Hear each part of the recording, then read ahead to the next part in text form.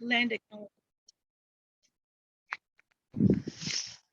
And I just want to say that it is recognized that the city of Flagstaff is built on sacred lands loved and respected by Indigenous people since time immemorial.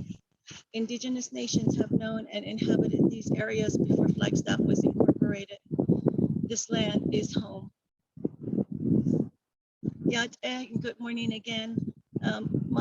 I am Tachini no Dai and Kilichini Bashichin Hashkan Zoidashinat Dashinaldo Ashin Dashiche. That's who I am as a Indigenous woman. And I want to also, and my name is Rose Tohi. Sorry about that. I always forget to say my name.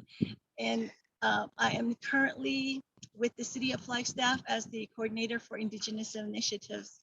So I really appreciate Flagstaff, the city of Flagstaff and city council, as well as city leadership, really making a commitment to Indigenous people by creating the position that I now hold. And I just want to just say that maybe in wherever your home place is, that you'll be able to work with your city council in that manner to make that difference internally with your Indigenous people out in your homelands. I just also want to let you know that the sessions will be recorded, and just making sure that everybody knows that, including the speakers. And I also want to apologize to Mayor DC. I didn't introduce him as before, and only because we're a little bit trying to make sure that we're set up appropriately and whatnot. So I want to go ahead and just say that Mayor DC was elected as mayor in 2020. He moved to Flagstaff when he was 12 years old and graduated from Flagstaff Public Schools. He is married to Amethyst DC, a registered nurse who has been fighting on the front lines of the pandemic in Flagstaff. They have 4 children together. Paul earned a master's in economics with an emphasis in developmental economics, and he was awarded a fellowship with the National Science Foundation, where he worked vigilantly to change policy at federal institutions so they could more effectively respond to economic crisis. Wow, that's great. So in his role as a research analyst, Mayor DC supports senior leadership at Northern Arizona University to further student successes. He is passionate about creating additional educational environments where children and young adults can achieve their full potential. And I just want to say that I really appreciate Mayor DC for all the things that he's involved in throughout the city. And I know that he tries to attend as many events as possible. And I know that to people, that's important for our leadership, our city leadership, and even leadership in capacities where they are involved with the community. It makes a lot of, it lifts the spirits of people who are who are doing the work down in the trenches. And I really want to thank Mayor DC and also the rest of the city council for that, including our city manager, Greg Clifton, as well, and all his staff. And just want to make sure this day is rolled out in a really good way. So this morning, we're going to start with the presentation on Mother Earth. So that's going to be our next one. So before we start with the our next speaker, what I'd like to say is that I'd like to have everyone be respectful in your participation. You know, we have speakers, we have people. Our speakers they're people who are loved by somebody. They belong to somebody, their family, their mom and dad, their grandparents, their nephews and nieces. And so when you are able to participate in asking questions and whatnot, please be respectful of that. They are people who are precious beings in our world where we interact. So I would just want to ask that of you. And these are very special individuals who are giving of their time and their hearts to share with you today. So, so as you listen, just be reminded we are all of the same sacred elements. We walk upon Mother Earth and partake of from her. We breathe the space of Father Sky, and we're awed by the universe that we'll have one of our speakers talk about. We have our grandparents, water and fire, who sustain our bodies and teach us about life-giving lessons. And if we choose to learn those things, then we're that much richer within ourselves, within our internal being. And that helps us to be a gift to someone else. And that's what I'm hoping from this day, is that we're hopeful that we share in a really good way, as our Indigenous people say, do it in a good way. And that's what I'd like to have happen today. So thank you for your time. And I want to go ahead and introduce Mr. Steve Darden. So Mr. Darden is a leader. He's a business owner. He's an executive and a trainer and a public speaker and an artist. He's also a traditional practitioner, and he is blessed with songs and prayers passed on to him from his traditional mentors. He has over 40 years of experience in Indigenous tribal educational nonprofit in health and human services, as well as municipal leadership and administration. He is a former magistrate and a council member of the city council, and he is also a former adjunct faculty for Diné College. His public speaking experience spans from junior high to high school graduation commencement presentations to keynote addresses at national professional conferences. His workshops and trainings are diverse and numerous. People appreciate Steve's energetic and enthusiastic style of interactive teaching. He has a unique style, a unique skill in captivating his audience and or the individuals he is working with. And he also I know that the work he does is based in his traditional Indigenous knowledge, or based in traditional Indigenous knowledge, and that can be conveyed to contemporary times as well, in contemporary circumstances. His experience is, he has a lot of different things that he does, and he works with Indigenous communities as well as non-Indigenous communities throughout the US and Canada. So I want to introduce him too as a recent awardee of the prestigious Lucy Foundation First Nations Fellowship for Preservation of Traditional Knowledge. So I just want to introduce Mr. Darden, and he'll share with you on Mother Earth. And then after which Sylvia will be doing the second part of this presentation. Thank you so much for your time, and thank you so much for being with us.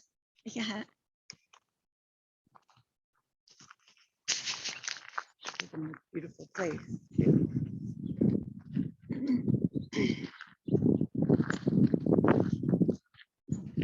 Kaya no tona kya shikeshitin od. Toko osli tichitzi tlan oi tistigini ayo that zi ediki zi tsesko the stido shikeshitin outside. For those of you that join us that don't speak the Navajo language, thank you for your patience, your forbearance, your indulgence. I stated greetings. It is good from the lap of our precious, sacred, divine female mountain that we call the Abalone Shell Mountain.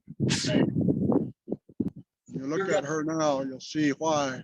Hello. The Abalone Shell Mountain. Hi, Dad. All the beautiful colors of the abalone shell. And we use that in our ceremony, for she is a gift to us from Earth Mother. The song that I sang this morning starts by, I am the child of Mother Earth. My earth suit. My earth suit. For all the babies that will be born today, one of the first ones we pray for in our first ceremony in what we call the crystal world, our sweat lodge. We pray for the mothers that are with child, for we all have come from that feminine, from our feminine, our Mother Earth. And we are a matrilineal, matrilocal society. We trace our lineage, our bloodline through our mothers. I'm a very fortunate man at 68 plus years of age that I still have my mother. She's going on 93. I got to be with her last week. As I looked at her face, I held her face between my hands and I looked as deeply as I could into her eyes and was so grateful for her life and my life. The way our elders used to greet one another with that kindness, with that deep and earnest kindness of what we call relationship. So that I want to introduce myself in the Diné traditional way. I'm of the second original clan animated on the backside of Changing Moment when the twins went to the west to go see their mother. My clan is known as Honagahni, animated from her backside. Some of our people just say Honagahni. We're related to the To'okhane, Jislani Haskan, Jislaotili, Katnesani, Nahobani.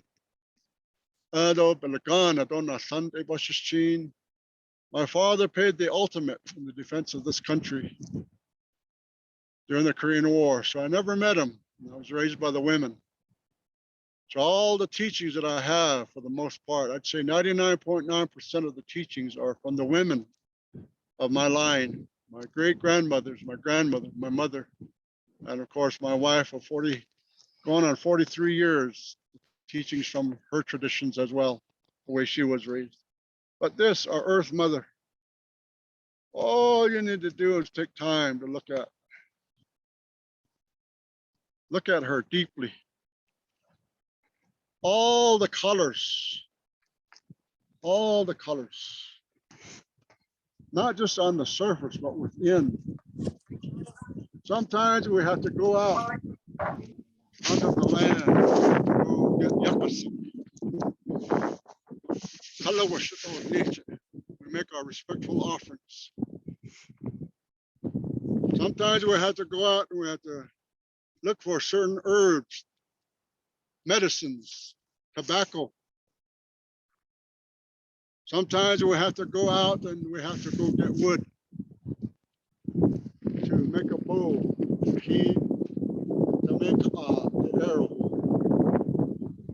Sometimes we have to go out.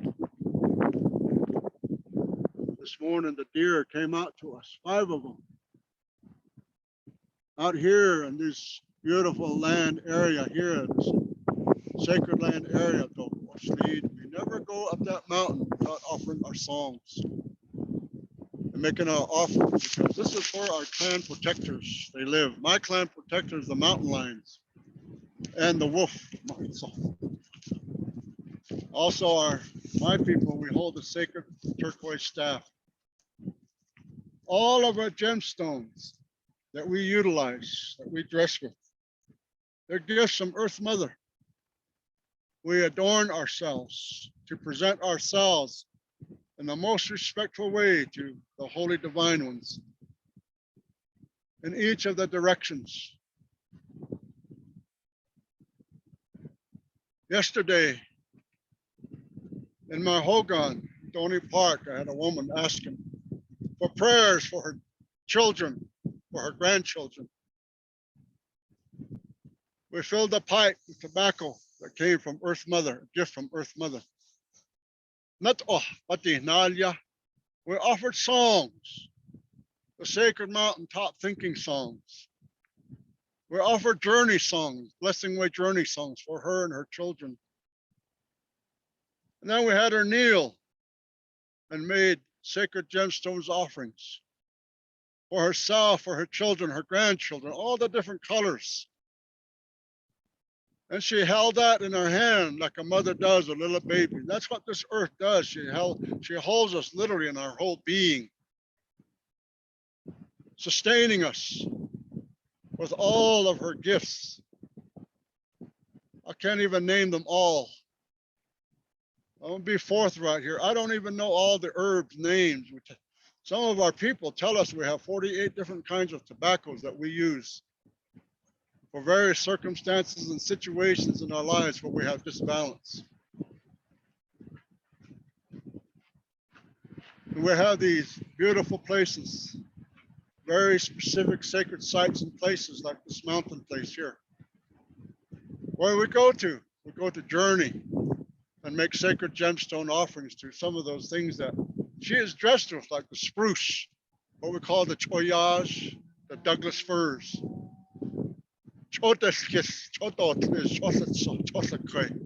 Some of our songs, they talk about that.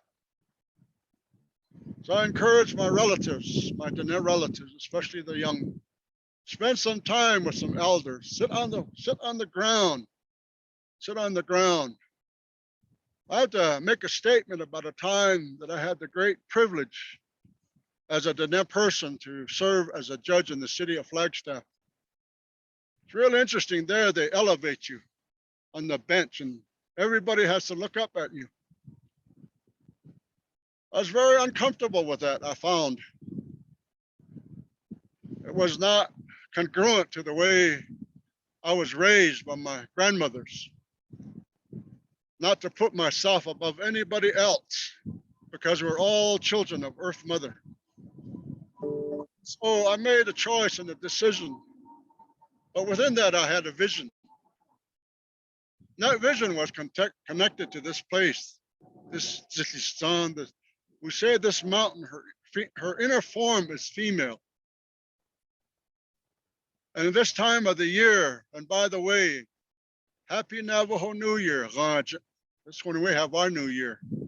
So on this 11th day of Raj, I greet you that way too, on this Indigenous Peoples Day. I want to really acknowledge the Honorable Mayor and the council and the leadership of the city for acknowledging this day for this land.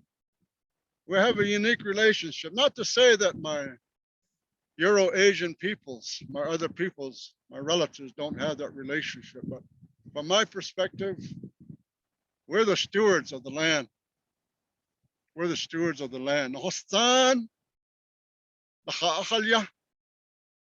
Way back, I recall a word, symbiotic. We have this relationship with Earth Mother. We can't just take from her. Just recently did a ceremony for twins, the male puberty ceremony.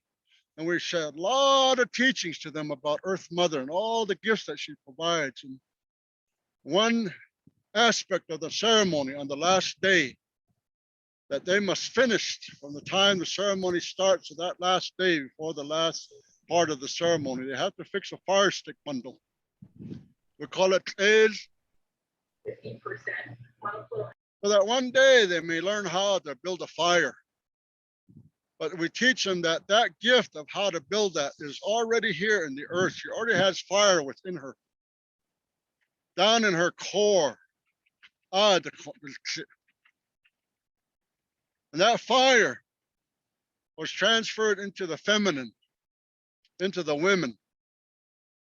When we, in our traditional way, when a woman was ready to deliver a child, the women gathered in the hogan, they built a fire. The woman who was with child, who was ready to deliver the child, her feet were firmly upon the Earth Mother, and her sash belt was used to hoist her to the rafters of the hogan.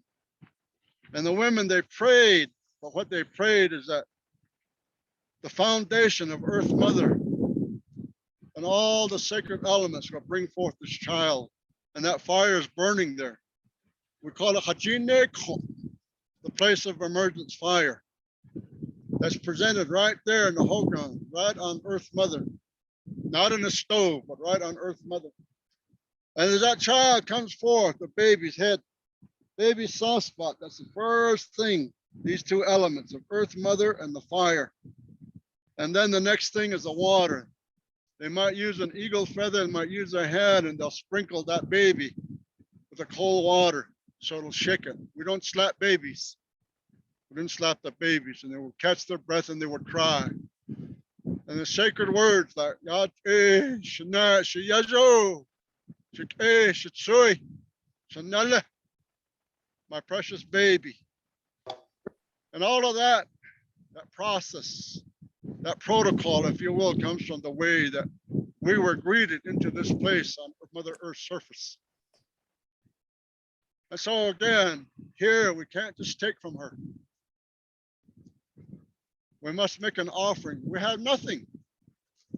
In our human pitifulness, we have nothing that we can give her, but that which was already hers that she gifted to us, our sacred gemstones. Again, the gifts from the plants, the corn.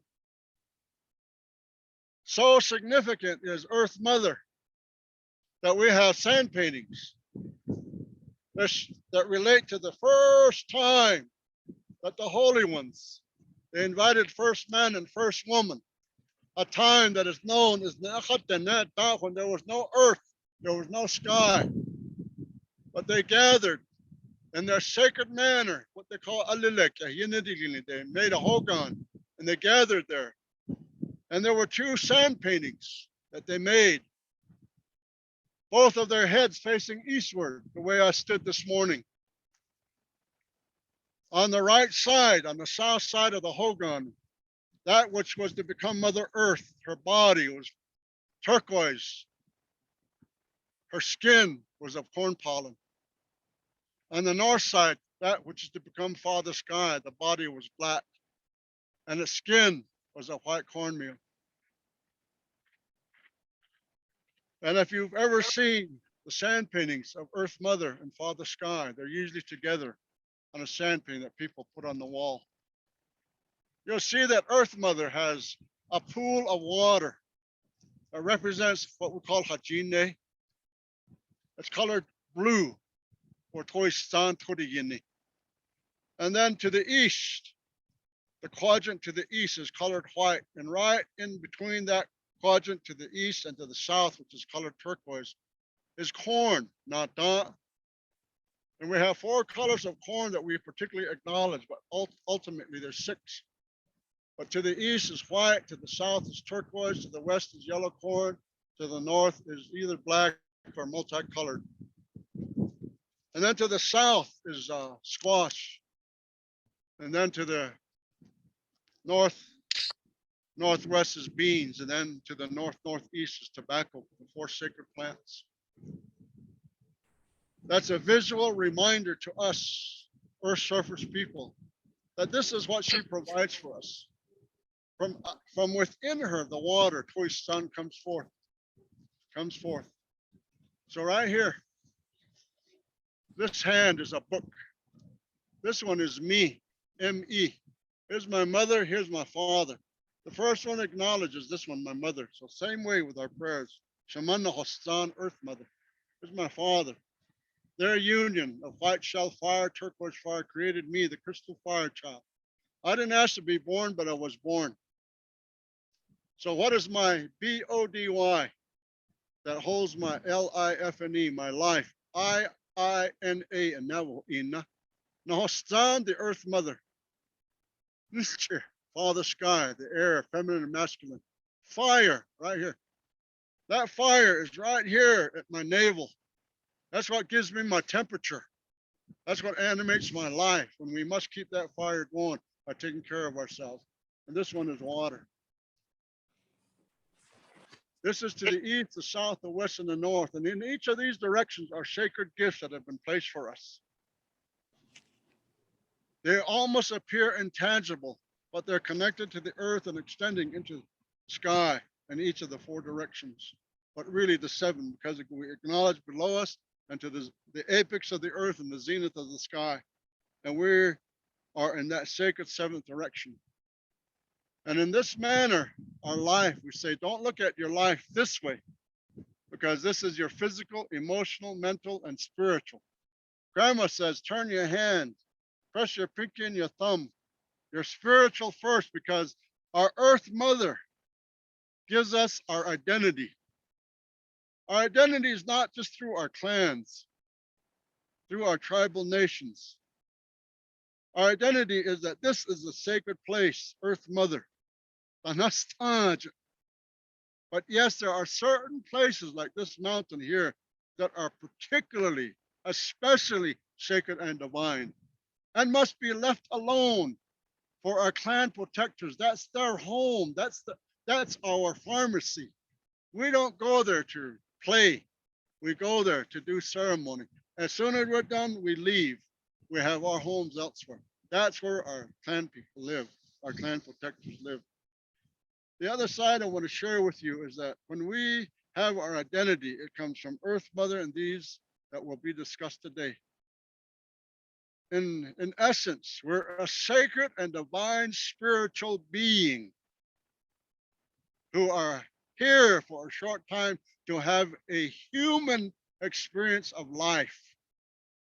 And in that way, if you honor this Earth Mother, first and foremost, because of all she provides for you, and the body that we are of from her, because upon that time we made a transition to the old age place to meet our relatives.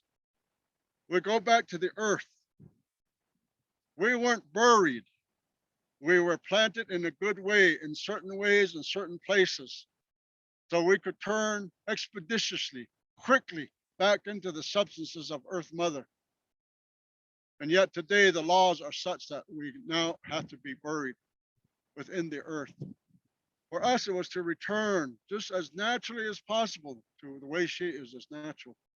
And that brings me to this point. When I was on the city council, there was a lot of discussion that right through here, right through Buffalo Park, all the way to Cheshire, there's going to be a super highway.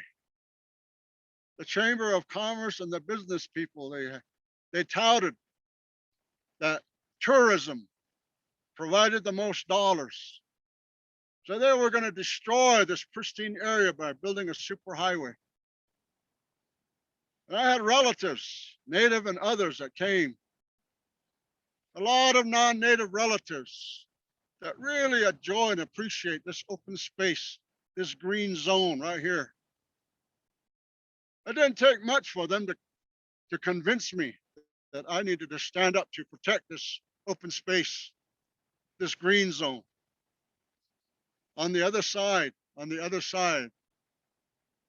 were saying that we need access. There was no fire station up in Cheshire. What if 89 was to shut down? Things like that. We needed another alternative route. So we had this, if you will, confrontations of sorts.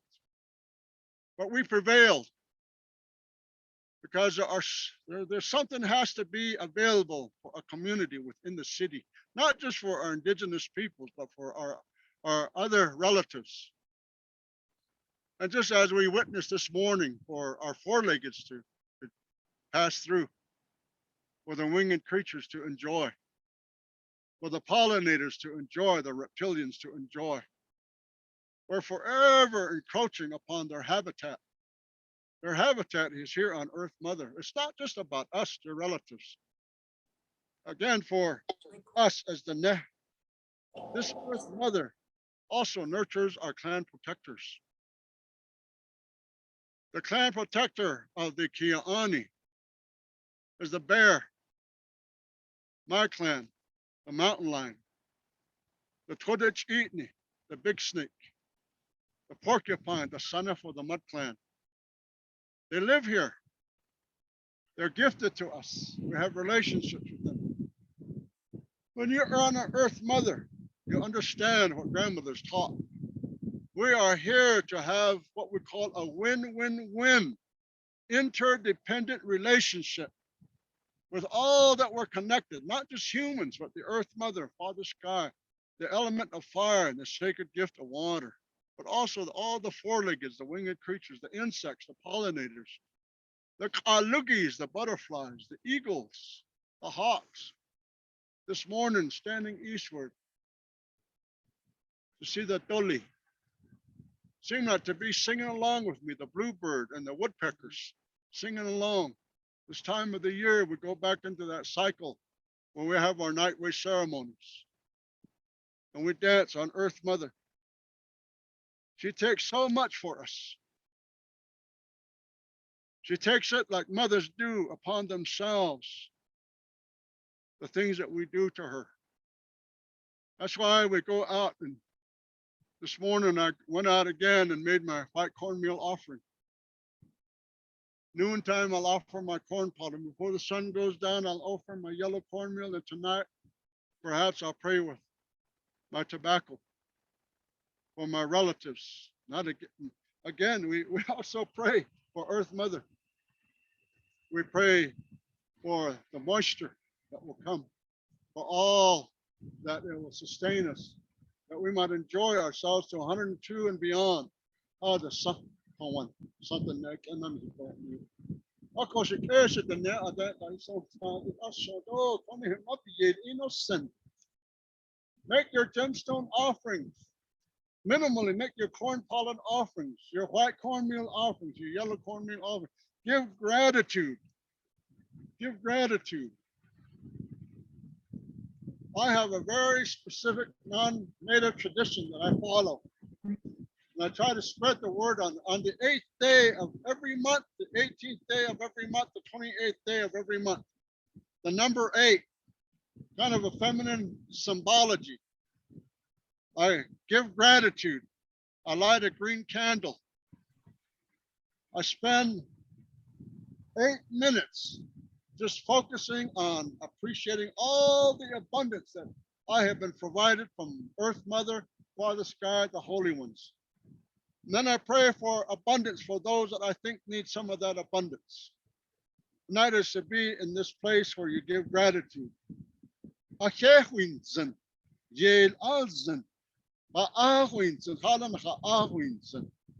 are provided so much, we take so much. Sadly, some of us, we do take it for granted. And I say that I did that back there when I was a young man. Today, at this time in my life, I'm more focused upon really being appreciative. I love the fact that I have a hogan.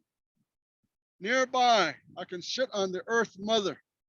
I don't sit above anybody, no higher than anybody. I sit close to Earth Mother. I have a fire that I can get going in my hogan.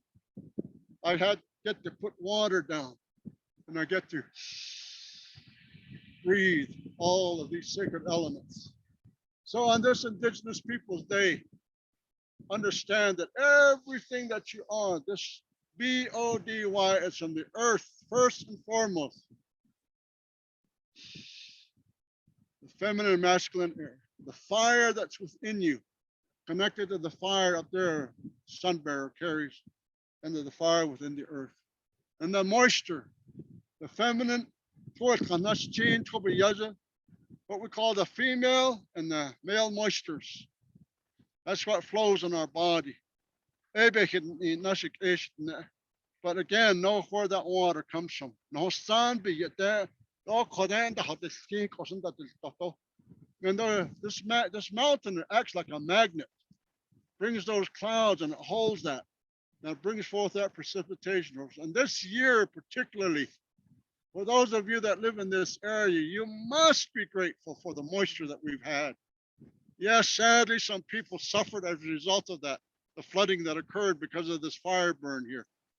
But the reality is we really were blessed with some moisture. And for me to get squash and corn and beans out of my garden this year, it was a blessing and a joy. Not just to get it, but to enjoy it for this body here, for my earth suit. Also, I need your hostit or so this day, go outside, get off the concrete, get off the asphalt. Take off your shoes, take off your socks. If you can, pour some water down on the earth and touch her. Let that mud squeeze through your toes. If when you were a child, you enjoyed that. And really embrace her and honor and acknowledge who she is and what she provides for us. Say Shema. And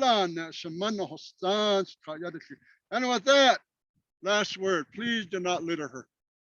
Don't trash her body.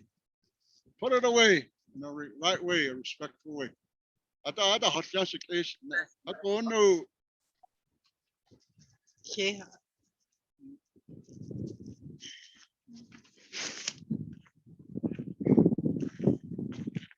Sorry. Moving around. All right. Thank you, Mr. Darden. Really appreciate so much of those teachings. Our relatives that are listening, really appreciate that. So, Mr. Darden talked about the open spaces and the work that entailed, and how that was such a big concern and a big push to protect the open spaces. And that's why we're up here. We wanted to just also enjoy this place, but to know that people do care about what's out here, and to preserve it and to leave it for our children that are coming several generations. As as Indigenous people, we really like to think about and pray for our 7 generations to come. And we hope that all of you who are listening will begin to do that as well. And so with that in mind, I want to turn it over to our open space person here from our sustainability section of City of Flagstaff. And her name is Sylvia Struss. So the reason why I planned,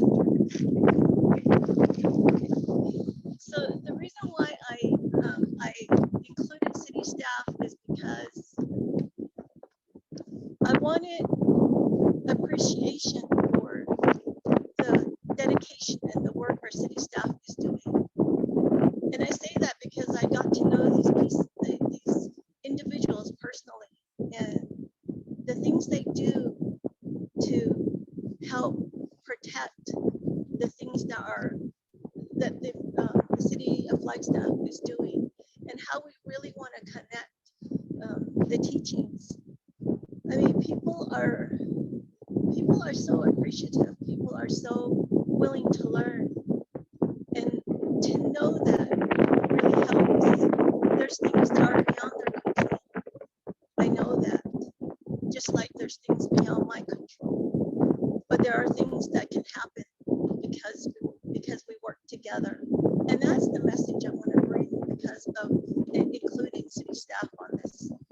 And in that realm, in that way, I want to just go ahead and introduce Sylvia. Sylvia is English and born for German.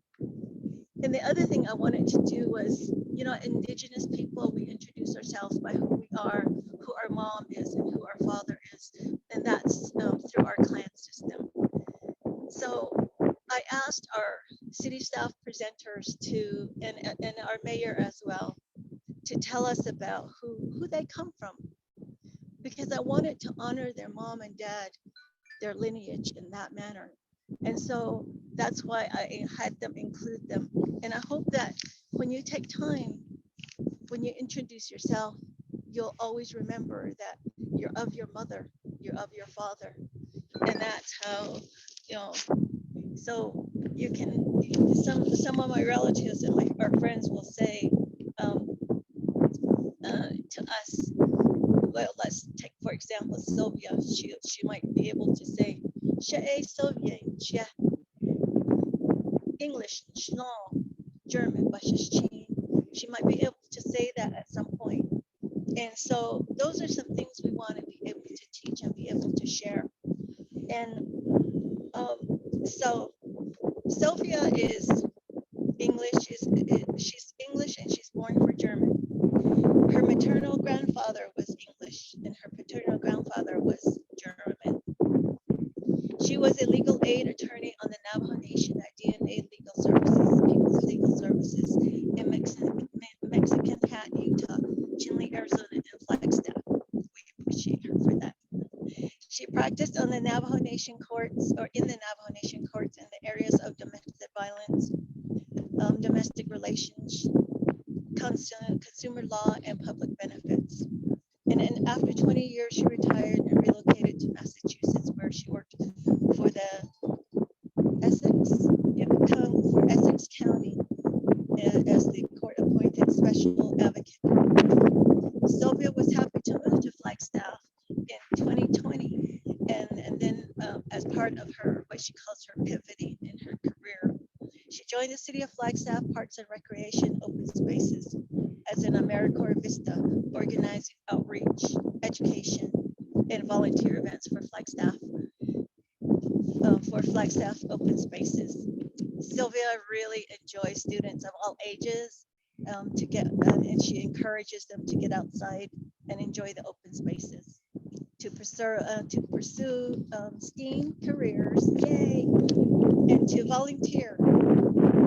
So Sylvia raised her twins. How interesting. Lizzie and Emilio, and is an avid gardener. She loves to garden, and she's a hiker, camper, quilter, knitter, spinner, weaver, and recycler. What a champion we have added to our family here.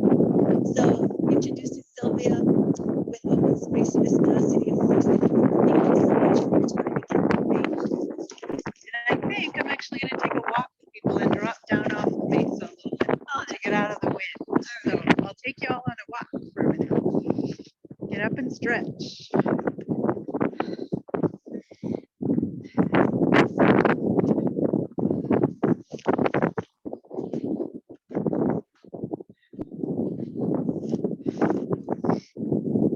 It's amazing up here on McMillan Mesa how windy it can be at the top, but then as soon as you get down on the side of it, it's a nice sunny day.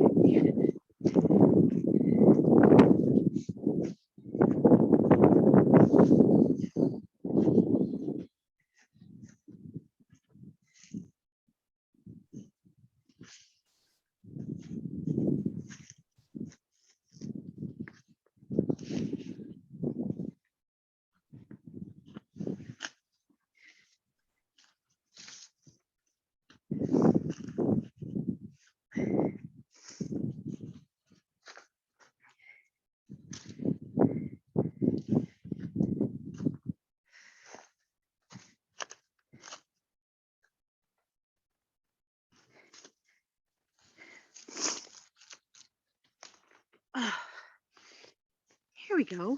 This is a nice spot.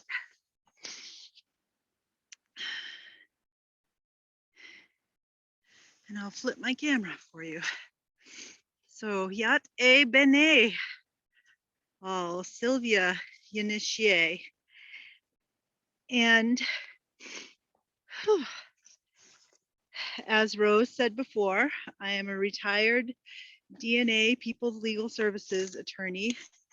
I started out my journey with them in Mexican Hat, Utah. Originally from Massachusetts, and went to undergraduate school there and also law school. And when I was doing law school, I was kind of fed up, fed up with the pace at which people were expected to work and drive and talk and get everything done yesterday. And so I arranged for my first internship while I was in law school, and that was at DNA in Mexican Hat. And I had no idea really what I was getting into, but I just knew that I needed to live my life closer to the land. And when I got to Mexican Hat, I just fell in love. I fell in love with the people that I worked with and that I worked for, and I fell in love with the land. For those of you who have been there or maybe even lived near there, it's just this, it's, you know, north of Monument Valley, and just amazing, beautiful red rock, and the San Juan River comes down through it.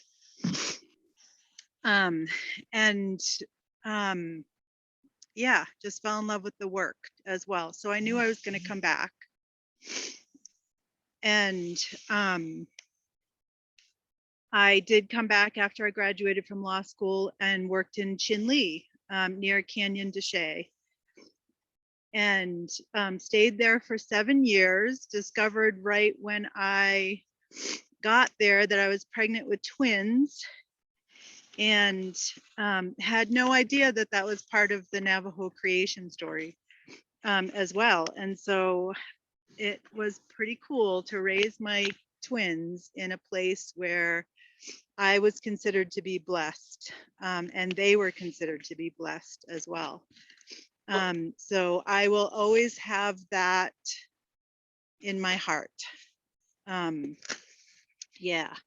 And then I moved to Flagstaff in 2003, and continued working at DNA.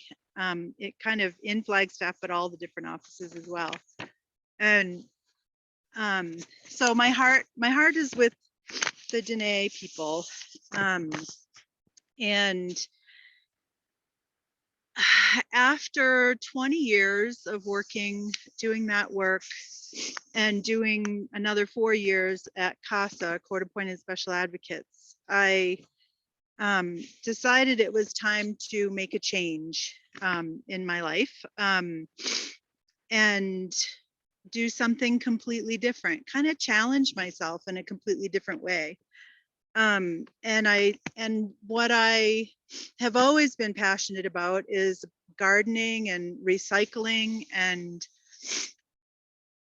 reusing everything, and as I said, just living close to the land. And so as I was looking for work, because I'm old enough to retire from being a lawyer, but not old enough to retire completely, I came across an AmeriCorps position with the City of Flagstaff Sustainability Program. And it was with the Open Spaces program, which I didn't know that much about. Before I moved to Massachusetts for those 4 years, I had just recently discovered Picture Canyon. And honestly, I'd hiked around Picture Canyon, didn't take a map, had no idea what I was looking at.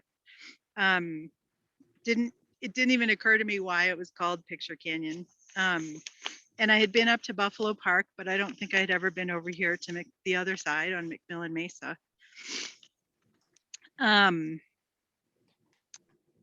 And again, I guess I fall in love with my work, because I fell in love with this work too. So Flagstaff's open spaces are this beautiful place that you've seen this morning, McMillan Mesa, which is, if you are at Buffalo Park, there's that Matt Kelly footbridge that goes over Cedar Avenue, and it takes you over to the other side of McMillan Mesa. And there's now where the Veterans Home is being built, and there's the Guardian Transport is up here, but it's also the Flagstaff Urban Trail System. And it goes all the way down, the natural area goes all the way down to North Isabel Street, down by Coconino High School, and all along out almost to Route 66, up where the new Catholic church is. And I just want to show you kind of where I'm sitting here. Hold on, let me flip the camera again. So I'm just sitting down off the edge here, and it's just so beautiful here. I'm looking at in a grove of oak trees and the ponderosa pines behind, and up above you can see the whole city of the east side of Flagstaff.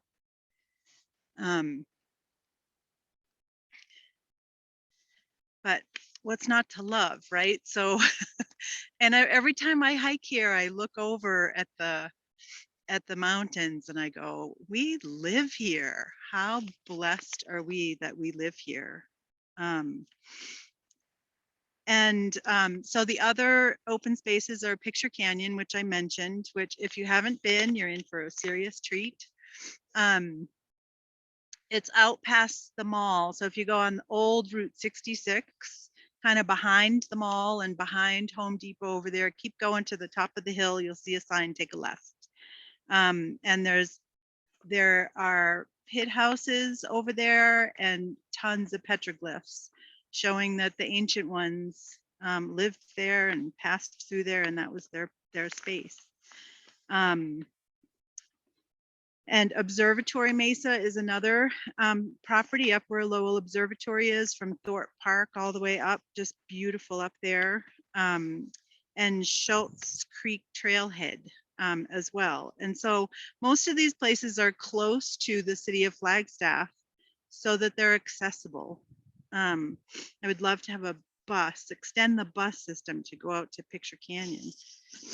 But what does it mean to have open spaces? For me, it is so that I can come here anytime I want and sit here and look at this beauty and be in peace. It's undeveloped land. I know that some of it is developed on the top, and that was part of the deal when this open space was created. I think it's almost done, all that development. I hope so. There's passive recreation. So it's for hiking and biking and running. There's not going to be any playgrounds made here. There's not going to be any tennis courts or exercise stations. It's so people can be out here, gather native plants, learn about nature. We take kids on field trips out here. We take adults on field trips out here, watch birds and other wildlife, stargaze at night. It's amazing up here because you can see the sky all 365 degrees around you. Just come up and think, get away from it all, pray, have a date. And the only thing, I mean, there's some restrictions in some places, and here on McMillan Mesa, there's no camping. But pretty much anything else you'd want to do. And most importantly, it's open spaces for all. So everyone is welcome, regardless of how much money you make, regardless of where you live, regardless of what color your skin is, regardless of your background. Everyone is welcome to open spaces. And so why did I fall in love with open spaces besides it being totally beautiful? Because as I was at TNA, I guess, living at the poverty level, being an AmeriCorps person. But really it's because when I was raised in Massachusetts, I was raised in a place next to a place called World's End. And it's not the World's End from Pirates of the Caribbean, but it's a nature preserve.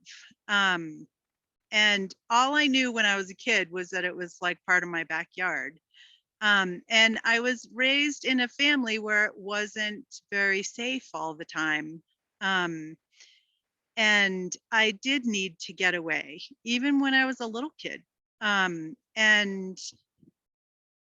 because it wasn't always safe, I needed a place to go, and that's where I went. My solace and my safety was in the outdoors. And the forest, as somebody put it recently to me, the forest cared for me. I hiked, I ran, I gathered leaves, I went swimming because it was surrounded by salt water. We went ice skating in the winter. I sat and watched nature as a teenager. Of course, we went out there and partied, but it was a safe place to do that too. It was like we knew we weren't going to hurt anything and nothing was going to hurt us. And 29 years ago, I got sober. And I did that. Part of being able to get clean and sober was, again, having nature. And nature filled my spirit. And when I was losing my ability to cope with things, I would always go out in nature. And it was one of the only things that I could trust too. I knew that every day the sun was going to come up and it was going to go down. Even if it was cloudy, it was still going to come up and go down. I knew that in the spring, things were going to pop up. I knew that in the fall, the leaves were going to turn, and that it would, you know, snow in the winter, and it was always a cycle of the seasons. And I knew I lived next to a saltwater river, and I knew that every day the tide was going to come in, the tide was going to go out. And so it was what I could trust. And that is still true for me, that my spirituality is based in nature. Coming out here for me is church. And I also learned that we're all related in interacting with wildlife and people and insects and birds and fish, and reptiles and all of the plants that I grew up with and that I still interact with now. The dirt, the rocks, the rivers, lakes, streams, oceans, all of it, the winged ones, our brothers, our sisters, our mothers, our fathers, our sons and our daughters, we are all related, and everything we do will affect the next 7 generations. Everything that I say and do will affect the next 7 generations. And it also reminds me that I am who I am today, not only because of my own words and actions, but because of the words and actions of the past 7 generations. I am who I am today because of them too. And part of my morning prayer is to help me to accept them and accept myself the way that we are and the way that we were, so that I can kind of start fresh from today. And so really with open spaces, I love it because I get to get my spirit filled with my work. And I also want everyone, adults and kids, to have that experience of knowing that there's a place that they can go to learn about nature and be out in nature and, you know, learn about the different kinds of leaves and go smell a ponderosa pine tree and find out that the bark smells like vanilla. I want everyone to have that experience. And I think especially for, you know, kids and teenagers and young adults, these are tough times. My twins are 24 now, and I kind of look at them and go, like, how are they going to make it? Everything's so expensive. How are they going to make it? But I raised them to have that experience that they know they always have a place to go in nature. They always have a place that they belong. They belong with me and to me too, but I can let them go sometimes. They probably don't think so. I also wanted to say that I know that Indigenous people have been stewarding this land for many thousands of years. And that is true everywhere I have lived, in Massachusetts and on the Navajo Nation and here. And I figure the white folks have been here for 500 years now, that we're starting to learn, we're starting to get it. Starting to go, oh yeah, we're affecting the community, we're affecting the earth. So hang in there with us, because we are learning, and have the passion to make things better. With the open space program with the city, we have 1 full-time staff person, plus me and AmeriCorps. For this is my 2nd year doing this. We're hoping to have more staff in the near future. So obviously 1 and 2 people can't manage all of this open space. It's over 3,000 acres of open spaces, and there's last year in Picture Canyon there were 30,000 visitors that came, and So we get help from people like you, becoming open space steward volunteers. And so we have a volunteer program. Everybody, of course, is welcome to volunteer on their own and pick up trash and talk to people that look like they're lost or going off trail or like that. But we do have a formal program to become an open space steward.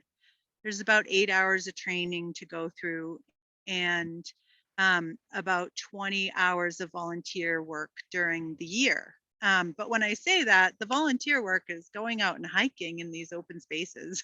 So to me, it's the best volunteer job ever. So we go out and hike, and like I said, talk to people who look like they might be lost, especially at Picture Canyon, encourage them to take a map so they know what they're looking at. Cleaning up trash, doing some trail work. This year we haven't had very many campers here on McMillan Mesa, which is good. We did put up some signs, but we did a big trash cleanup here last fall. Sorry for the sniffling. And just talking to people and educating them about open spaces and why it's important and where they are and things to maybe learn about while they're here. So yes, we work with volunteers. This coming Thursday, actually, some county volunteers, some county employees on a green team are coming to do some trail work out at Picture Canyon for the day. We work with the Cub Scouts, the Boy Scouts, all the different volunteer groups too. So if you're interested, I'm the person to reach out to. We also have an open space commission that meets every month, and the public is always invited to that. Right now it's still by Zoom, and the public is welcome. So that is me, and everything just got really dim. I'm not sure why.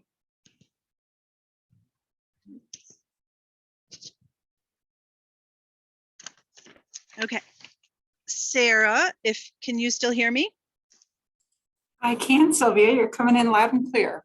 Okay, good. So I think that Rose and Mr. Darden were going to make their way back to City Hall for question and answer. I don't know if I have it. come yet. But if anybody has any questions for me, I'm happy to answer them. I guess I have to go to a little shadier spot so I can see you all. Thanks, Sylvia. For those in the audience, feel free to type your question in the chat or come off mute if you would like to ask Sylvia any questions.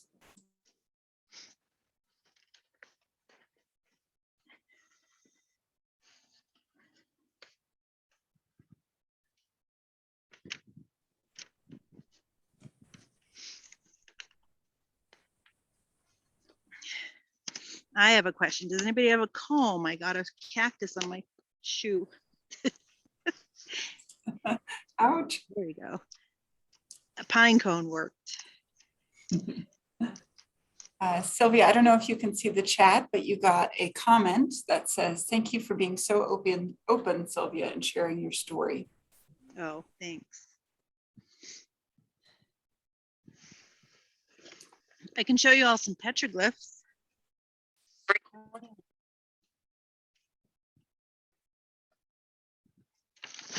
Let me turn the video around so you can see again.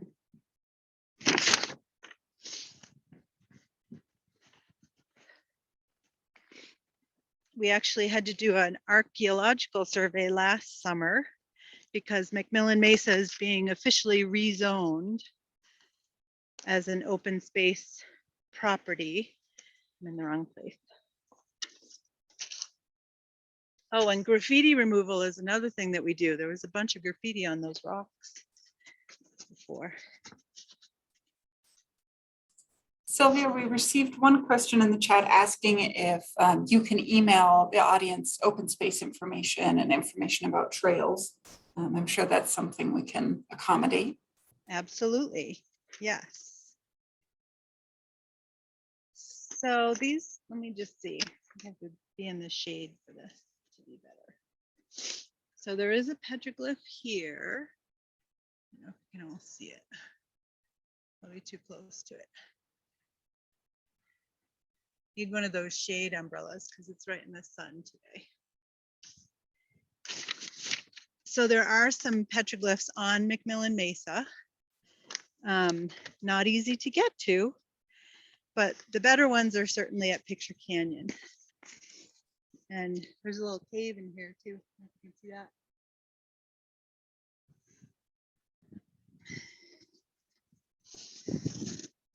Well, what time are we at, Sarah?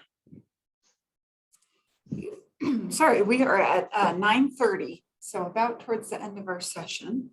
Okay. I'm not seeing any more questions in the chat.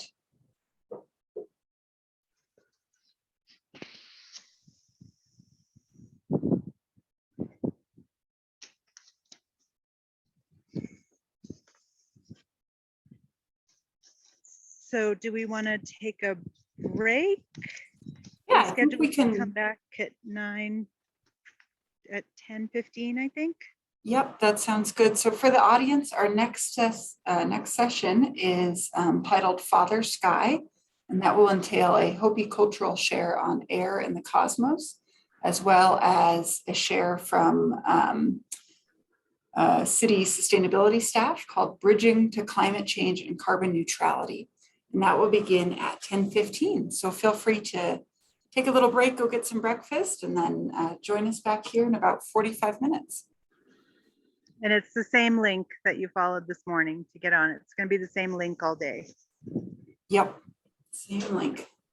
Okay. All right, thank you, everyone. Thanks, Sylvia. Thank Thanks to you. Rose and Steve. Mhm.